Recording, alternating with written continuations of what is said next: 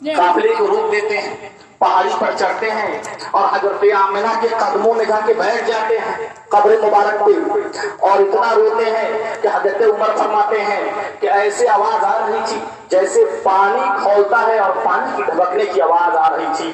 میں حضور کے پاس گیا اور کہا کہ اے اللہ کے رسول بس کر دے، تو اللہ کے رسول صلی اللہ علیہ وسلم نے ارشاد فرمایا یہ میری ماں کا قبر ہے اور میں ماں کے قدموں کے نیچے بیٹھا ہوں، اور ماں کے قدموں کے نیچے جنت ہے۔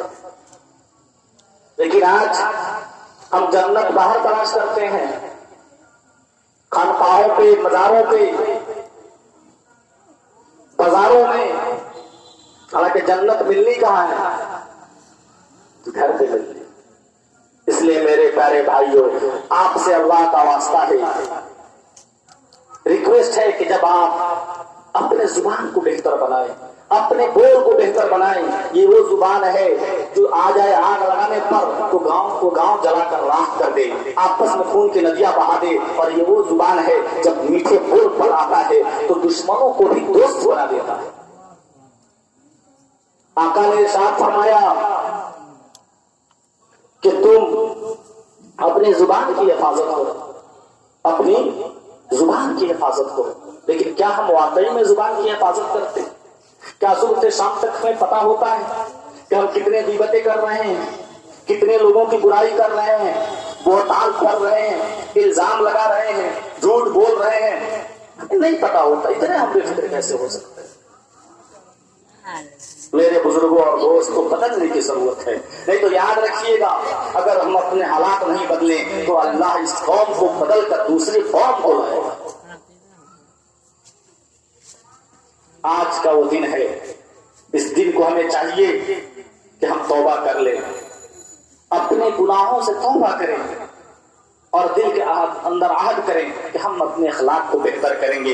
کوئی تاجر ہے تو وہ تجارت میں بہتر کرے۔ آقا صلی اللہ علیہ وسلم کو بحیثیت تاجر دیکھنا ہے تو آپ بحیثیت تاجر بھی دیکھ سکتے ہیں، بلکہ آقا تو دور کی بات ہے، ان کا ایک غلام کو اگر آپ دیکھیں تو ان کا ایک غلام ہے، مدینے کے اندر سڑک اس پار اس کا دکان ہے، گلے کا دکان ہے جسے اپنے یہاں جنرل اسٹور بولتے ہیں، دوسری طرف ایک یہودی کا دکان ہے۔ ایک یہودی مسلمان کے پاس جاتا ہے، صحابی کے پاس، اور کہتا ہے کہ آپ سامان دے دے۔ وہ کہتے ہیں کہ میرے پاس سامان کا کوالٹی بھی بہتر ہے، پرائس بھی ریزنیبل ہے، لیکن آپ میری دکان سے نہ لے کے سامنے والے دکان سے لے لیجیے۔ وہ حیران و پریشان ہوتا ہے، یہ کون سا معاملہ ہے؟ کون ایسا ہوگا جو منافع نہیں چاہتا ہے؟ وہ کہتے ہیں کہ نہیں آپ جائیں، جا کر وہاں سے لے لے۔ وہ یہودی چلا جاتا ہے، جانے کے بعد یہودی کی دکان سے سامان خریدتا ہے اور بتاتا ہے کہ میں تو گیا اس دکان پہ تھا، لیکن اس دکان والے نے پتا نہیں کیوں ہمیں بھیج دیا کہ تم اس دکان سے جا کے غلہ خرید لو۔ حالانکہ اس نے یہ بھی کہا کہ ہمارے مال اچھے ہیں، پرائس بھی اچھا ہے، ریٹ بھی اچھا ہے۔ یہ دونوں وہ اپنا دکان بند کرتا ہے، یہ دونوں یہودی جاتے ہیں مسلمان کے پاس، ثابت کرتے اب کیا معاملہ، آپ نے غلہ تو لے لیا؟ وہ کہتے ہیں کہ ہاں ہم نے غلہ تو لے لیا ہے، لیکن ہم یہ جاننے آئے ہیں آخر کیا وجہ ہے، آخر کس بنیاد پر آپ نے اپنے دکان سے اس دکان پر بھیج دیا؟ تو غلام محمد کو بات دیکھیں، غلام محمد یہ کہہ رہا ہے کہ میں نے نبی پاک صلی اللہ علیہ وسلم کو سے فرماتے ہوئے سنا کہ کوئی پڑوسی بھوکا نہ رہ جائے، اس کا خیال رکھنا چاہیے۔ میں صبح سے یہ دیکھ رہا تھا کہ اس دکان پر کوئی کسٹمر گاہک نہیں گیا، تو کہیں ایسا نہ ہو اسے منافع نہ ہو اور اس یہودی کے بچے بھوکے رہ جائیں۔ میرے پاس تو اتنے پیسے آ گئے تھے کہ میرے گھر کے کچھ منافع سے میں اپنے گھر کی ضروریات کو پورا کر لیتا۔ اسے کہتے ہیں غلام محمد، لیکن اپنے ایم آر پی سے بھی اوپر پیسہ لیتا ہے۔ ایم آر پی مطلب میکسیمم ریٹیل پرائس، اس سے اوپر کوئی پیسہ لے اور کنزیومر فارم میں کوٹ کیا جائے تو جیل چلے، کیونکہ لا ہے، ایسا ہوتا ہے۔ میرے پیارے بزرگوں اور دوستوں، اگر ایک کمانڈر کی شکل میں دیکھنی ہے تو آپ جنگ بدر وحد کو دیکھ لیں۔ وقت مختصر ہے، میں بس اتنا اور عرض کر دوں آپ کے سامنے کہ وہ بھی وقت آیا کہ آقا دو جہاں صلی اللہ علیہ وسلم کی عمر مبارک 63 سال یا 62 سال 9 مہینے، اس وقت حضور علیہ الصلوۃ والسلام نے کو ذوق طاری ہوا، شدت سے بخار جسے ہم فیور کہتے ہیں، آقا دو جہاں صلی اللہ علیہ وسلم حضرت عائشہ کی گود میں سوئے ہیں. باہر عوام میں یہ خبر پہنچتی ہے کہ آقا بیمار ہیں. صحابہ کرام مسجد میں جمع ہو جاتے ہیں اور شور شرابے کی طرح آواز آتی ہے. آقا پوچھتے ہیں کہ باہر معاملہ کیا ہے؟ تو صحابی حضرت عائشہ کہتی ہیں کہ آپ کے طبیعت خراب ہونے کی خبر باہر پہنچی ہے تو صحابہ جمع ہو گئے ہیں. اللہ کے پیارے رسول صلی اللہ علیہ وسلم نے ارشاد فرمایا ابو بکر آج تم امامت کرو. اور حضور علیہ الصلوۃ والسلام کی جگہ پہ حضرت ابو بکر کو کھڑا کر دیا گیا اور سارے لوگ باجماعت نماز پڑھنے لگے. آقا دو جہاں صلی اللہ علیہ وسلم حضرت عائشہ سے کہتے ہیں دیکھو تو میری امت کیا کر رہی ہے. عائشہ کہتی ہیں کہ تیری امت تو نماز آپ کی امت تو نماز پڑھ رہی ہے. آقا کہتے ہیں تھوڑا سا پردہ ہٹا دو. پردہ ہٹایا جاتا ہے. اوپر کی طرف ہمارے آقا دیکھتے ہیں اور کہتے ہیں یا اللہ تو گواہ رہنا, فرشتے تو گواہ رہنا, حضرت عائشہ تو گواہ رہنا کہ میں اپنے امت کو سجدے میں چھوڑ کر جا رہا ہوں, میں اپنے امت کو نماز میں چھوڑ کر جا رہا ہوں. لیکن آج ہمارا معاملہ یہ ہے کہ یہ امت تو بازاروں میں ہے, یہ امت تو حرام خوری میں ہے, یہ امت تو زناکاری میں مبتلا ہے. آخر کیا ملتا ہے میرے نوجوان ساتھیوں؟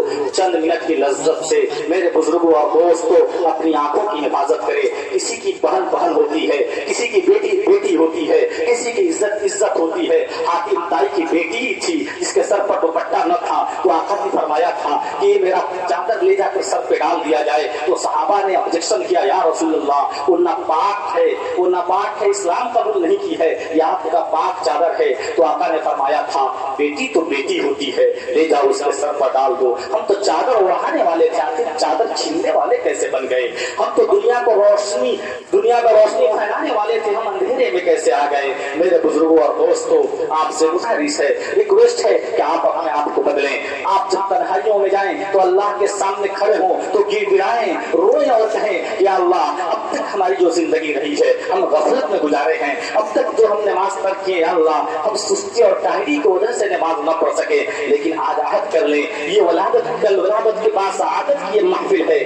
آج تجدید ایمان پر آپ کوشش کریں اور عہد کریں. میں یہ نہیں کہتا ہوں کہ آپ قسم کھا لیں, لیکن دل میں پکا ارادہ کر لیں, پلیز پکا ارادہ کر لیں. میں آپ سے کوئی پیسے مانگنے نہیں آیا ہوں, لیکن ایک چیز مانگ رہا ہوں, وہ یہ مانگ رہا ہوں کہ اپنے آپ سے آپ عہد کر لیں کہ اب ہم نماز قضا نہیں کریں گے, باجماعت نماز پڑھیں گے اور کسی کو ستائے نہیں. آخری وہ جملہ تھا جو آقا نے ارشاد فرمایا تھا کہ نمازوں کو ترک منع کرنا اور عورتوں پر ظلم نہ کرنا, عورتوں پر ظلم نہ کرنا. لیکن ہمارے معاشرے میں عورتوں پر بہت ظلم ہوتا ہے, ماں کی شکل میں ظلم ہوتا ہے, بیوہ ہے تو اس شکل میں ظلم ہوتا ہے. اس ظلم سے آپ بچے. جو شوہر ہیں وہ اپنی بیوی کے پاس جائیں تو اس سے کہیں کہ جو بھی غلطی ہے معاف کر دے, اور بیوی سے اگر کوئی غلطی ہو گئی ہو تو اسے معاف کر دے. ایک باپ بیٹی کی غلطی کو معاف کر دے, ایک بیٹا اپنے باپ کی غلطی کو معاف کر دے, اور ایک خوشگوار ماحول بنائے, ایک پاک فیملی کی ترتیب دیں, ایک اچھی زندگی گزارنے کی آپ سب کوشش کریں. میرے بزرگوں اور دوستوں یاد رکھیے اللہ کے رسول نے فرمایا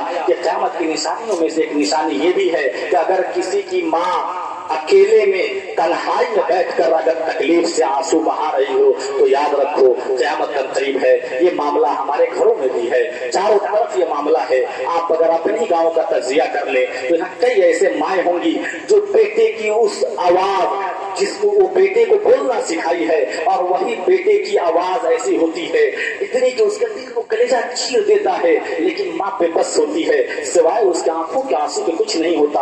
وہ آنسو بہاتی ہے لیکن پھر بھی اپنے بچوں کی دعا کے لیے دعا دیتی ہے. میرے بزرگوں اور دوستوں میں اپنی بات ختم کرتے ہوئے بتا دوں کہ ایک اناتھالیہ کے اندر ایک میڈیا والا جاتا ہے تو وہاں کیا دیکھتا ہے کہ مسلمان مائیں بھی ہیں اور غیر مسلم ہندو مائیں بھی ہیں. وہاں ایک مسلم ماں سے پوچھتا ہے کہ میں تو سنا تھا کہ مسلمان کے اخلاق و کردار بہت اچھے ہوتے ہیں, آپ کے قدموں کے نیچے تو جنت تھا, لیکن پھر بھی آپ کے بیٹے نے اور آپ کو کس نے ڈالا؟ وہ کہتی ہے کہ میرے بیٹے اور بہو نے مجھے یہاں ڈالا. میری ایک چھوٹی سی پوتی ہے, مجھے کھانسنے کی میں بیماری ہے, جب میں کھانستی ہوں تو رات میں نیند خراب ہو جاتی ہے, اس لیے اناتھالیہ میں ڈال دیا گیا. وہ پوچھتا ہے کہ آپ یہ بتائیں یہاں رہتی ہیں آپ کو کیسا لگتا ہے؟ تو کہتی ہے بہت تکلیف ہوتی ہے, لیکن صرف یہ ہے کہ میں سنڈے کے دن कुर्सी पर बैठ जाती हूँ इस इंतजार में कि आज मेरा बेटा आएगा, आज मेरा बेटा आएगा तो उसके चेहरे की इजाजत करूंगी और उस पोती की तबीयत और खैरियत पूछ लूंगी। ये सोच कर मैं बैठती हूँ तो कहता है कि बेटा नहीं आया। वो कहती है कि कई अतवार गुजर गए लेकिन मेरा बेटा नहीं आया, पता नहीं उसे क्या हो गया। इतने ही देर में गैर मुस्लिम हाथों में फल लेके आता है और अपनी माँ को देता है, गले मिलता है। ये माँ कुर्सी से नीचे गिर जाती है और कहती है मेरे बेटे मैं तुझसे फल का भी मुतालबा नहीं कर रहा, सिर्फ तू आजा कि तुझे देख लूं, मैं अपनी पोती की खैरियत ले लूं। लेकिन मेरे बुजुर्गों और दोस्तों लास्ट में सबसे कड़वी बात है जब वो पूछता है कि ये बताएं आपका मामला क्या रहा था, तो औरत कहती है कि मेरी भी जब शादी हुई थी मेरे भी सास ससुर थे तो मैंने अपने बेटे से कहा था कि सास ससुर को छोड़कर मुझे अलहदगी में किसी शहर में मुंतकिल कर दे, आज उसकी ये सजा पा रही हूँ। मेरे बुजुर्गों और दोस्तों आप अपने माओ से मोहब्बत करें और बड़ों से शफकत करें और वालिद की खिदमत करने की जज्बा अपने अंदर कायम करें। अल्लाह तबारक व तआला से दुआ है कि अल्लाह तबारक व तआला हम सबको नबी पाक सल्लल्लाहु अलैहि वसल्लम की सीरत मुतहरा को पढ़ने के तौफीक अता फरमा और उनके नक्शे कदम पर चलने के तौफीक अता फरमा। और हमारे अंदर जो कुदूरत है, हमारे अंदर जो गंदगी है, हसद है, जलन है, या अल्लाह हमारे दिलों को पाक फरमा। अल्लाह तबारक व तआला तजदीद ईमान इस जश्न विलादत की महफिल में जो कुछ बोलने में मसलन समवन लफ्ज़ मानन गलती हुई हो या मेरे बोलने से आपको तकलीफ पहुंची हो तो मैं अल्लाह से भी माफी मांगता हूँ और आपसे भी माफी मांगता हूँ। अस्तगफिरुल्लाह रब्बी मिन कुल्लि ज़ंबि व अतूबु इलैहि। एक बार आवाज़ बुलंद दूसरा कलमा पढ़ ले, अशहदु अल्ला इलाहा इल्लल्लाह व अशहदु अन्ना मुहम्मदन अब्दुहु व रसूलुहु।